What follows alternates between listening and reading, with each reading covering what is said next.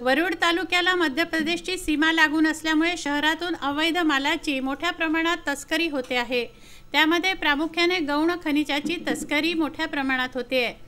रेती, मुरुम इत्यादी नैसर्गिक साधन संपत्तीचा यामध्ये समावेश आहे। असाच एक प्रकार तालुक्यांतर्गत चेंदूरजना घाट पोलीस ठाण्याच्या अंतर्गत घडला आहे। मध्य प्रदेशातून होत असलेल्या रेतीची ओव्हरलोड वाहतूक करणारे 4 ट्रक चेंदूरजना घाट पोलिसांनी जप्त केले आहेत।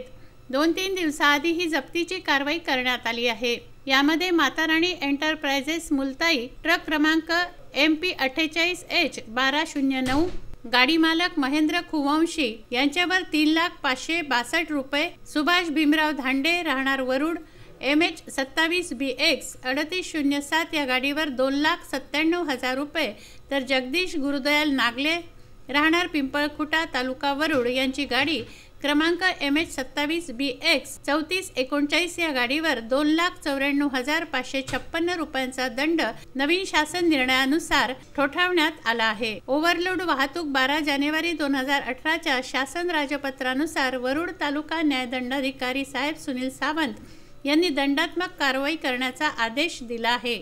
त्यामुळे अवैध ओव्हरलोड रेती वाहतूक करणाऱ्यांचे धाबे दणाणले आहे। तहसीलदारांसह कर्मचाऱ्यांना ट्रक खाली घेण्याच्या धमक्या दिल्या जात आहेत। अवैध रेती वाहतूकदारांनी तहसीलदारांना मॅनेज करण्याचा प्रयत्न केला, परंतु तहसीलदारांनी त्यांच्याकडे दुर्लक्ष केल्यामुळे अवैध रेती वाहतूकदारांनी चक्क तहसीलदारांसह कर्मचाऱ्यांना उडवण्याची धमकी दिली आहे।